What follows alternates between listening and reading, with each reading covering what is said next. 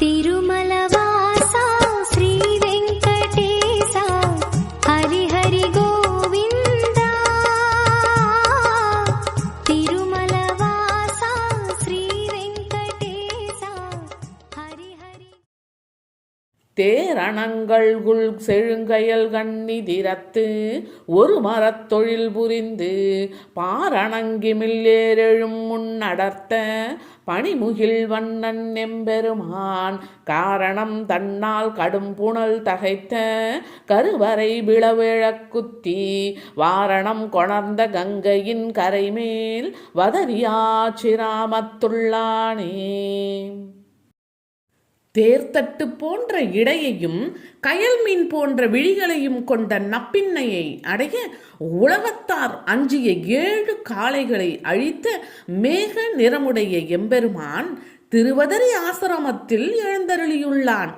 அத்திருத்தலம் பகீரதனின் தவத்தால் வெகு வேகமாக வந்து வழியை தடுக்கும் மலைகளை பிளந்து கொண்டு அங்கு வாழும் யானைகளையும் தள்ளிக்கொண்டு விழும் கங்கை கரையில் உள்ளது என்ற பொருளில் இப்பாசுரம் அமைந்துள்ளது. பகீரதனின் தவத்தால் வந்த கங்கையின் கரையில் எம்பெருமான் திருத்தலம் அமைந்துள்ளதை ஆழ்வார் எடுத்துக்காட்டுகின்றார். தன் முன்னோர்களின் அவல நிலையை நீக்கி சொர்க்கத்தில் சேர்க்க பகீரதன் கடும் தவமிருந்து கங்கையை பூமிக்கு கொண்டு வந்தான். அந்த கங்கையை தன் சடையில் தாங்கிய சிவபெருமான் கங்கா விசர்ஜன மூர்த்தியாகி அதை பூமியில் விட்டார். அந்த கங்கைதான் பாவங்களை போக்கும் புனித கங்கையாக போற்றப்படுகின்றது. பாவங்களை போக்கும் புனித கங்கையின் கரையிலே திருவதரி திருத்தலம் உள்ளது. கங்கை கரையே பாவங்களை போக்கக்கூடியது. அக்கரையில் இருக்கும் எம்பெருமானோ கருணை உள்ளவனாக வீற்றிருக்கின்றான்.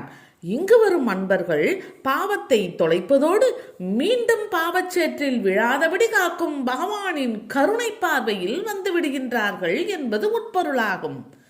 ஓம் நமோ நாராயணா என்ற மந்திரமே எல்லா பாவங்களையும் பஸ்மம் செய்துவிடும். அந்த ஸ்ரீமன் நாராயணனையே தரிசித்தால் பாவம் என்ற ஒன்று நிரந்தரமாக நம்மை விட்டு விலகி ஓடாதா? இதனை நினைவுபடுத்தவே பகீரதன் கங்கையை கொண்டு வந்ததை ஆழ்வார் இப்பாசுரத்தில் சொல்லி பகவானின் பெருமையை நமக்காக உணர்த்துகின்றார். வெண்திரள் களிரும் வேளைவாய் அமுதும் விண்ணோடு விண்ணவர்க்கு அரசும் இந்திரர்க்கு அருளி எமக்கும் ஈந்து அருளும் எந்தை எம்மடிகள் எம்பெருமான் அந்தரத் தமரர் அடியினை வணங்க 1000 முகத்தினால் அருளி மந்தரத் தெளிந்த கங்கையின் கரைமேல் வதரியாச்சிராமத்துள்ளானே. பார்க்கடலில் தோன்றிய ஐராவதம் என்ற யானையையும் தேவாமிர்தத்தையும் சொர்க்கத்துடன் தேவர்களுக்கு அரசாளும் பாக்கியத்தை இந்திரனுக்கு தந்தவன் எம்பெருமான். அதே சமயம் நமக்கு அருள் புரியும் தந்தையாய் தலைவனாய் தெய்வமாய் காக்கின்றான். தேவர்கள் அவன் திருப்பாதங்களை வணங்க 1000 முகம் கொண்டு அருளினான். அவன் மந்திர மலையிலிருந்து வந்து விழும் கங்கை கரையில் உள்ள திருவதரி ஆசிரமத்தில் வீற்றிருக்கின்றான். இப்பொருளில் இப்பாசுரம் அமைந்துள்ளது. இந்திரன் என்பது ஒரு பதவியை குறிப்பதாகும். மண்ணுலகில் வாழ்ந்த நகுஷன் என்ற அரசன் இந்திர பதவி வகித்ததை புராணங்கள் கூறுகின்றன. இந்த மண்ணுலகில் அதற்கான தகுதியை எவராவது ஏற்படுத்திக் கொண்டால் அவர்களும் இந்திரனாக முடியும். பகவானின் ராஜ்யத்தில் எல்லோருக்கும் உரிமை உண்டு என்பது இதன் மூலம் அறியப்படுகின்றது. கடும் தவம் புரிகின்றவர்களை மனமாறச் செய்ய தேவ மங்கையரை இந்திரன் அனுப்புவதற்கு இதுவே காரணம். எந்த சபலத்திலும் சிக்காமல் உறுதியுடன் இருப்பவர் யாராக இருந்தாலும் இந்திர பதவியை பெறுவார்கள். சொர்க்கலோகத்தை ஆட்சி செய்வார்கள். அதனை வழங்கும் கருணாமூர்த்தியாக எம்பெருமான் திருவதரியிலே திருக்கோவில் கொண்டிருக்கின்றான்.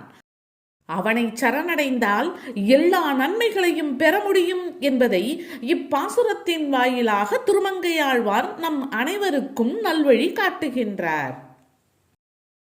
மான் முனிந்து ஒரு கால் வரிசிலை வளைத்த மன்னவன் பொன்னிறத்து உறவோன் ஊன் முனிந்து அவனது உடல் இருபிளவா உயிர் நுதி மடுத்து அயன் அரணை தான் முனிந்து இட்ட வெம்திரள் சாபம் தவிர்த்தவன் தவம் புரிந்து உயர்ந்த மாமுனி கொணர்ந்த கங்கையின் கரைமேல் வதரியாச்சிரமத்துள்ளானே.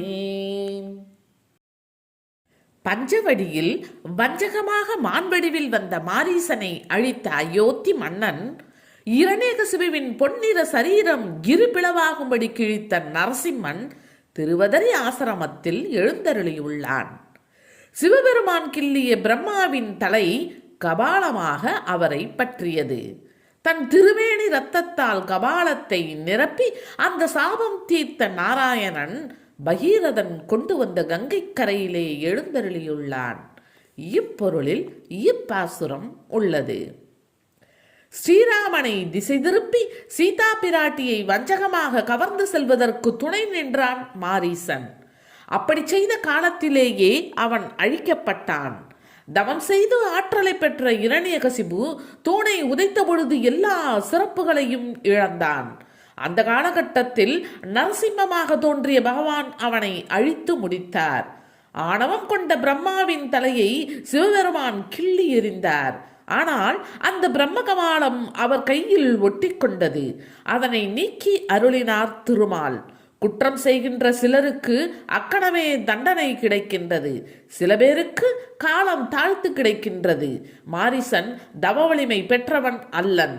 அதனால் தவறு செய்த பொழுது அவனுக்கு அழிவு நேர்ந்தது. ராவணன், இரணியகசிபு போன்றவர்கள் தவ வலிமை பெற்றவர்கள். அதனால் சற்று தாமதித்து பகவான் அவர்களை அழித்து முடித்தார். ஆகவே அதர்ம செயல்கள் செய்கின்றவர்கள் தாங்கள் தப்பித்து விட்டதாக நினைக்க கூடாது. அதர்ம வழியை கைவிட்டால் அவர்கள் மன்னிக்கப்படலாம்.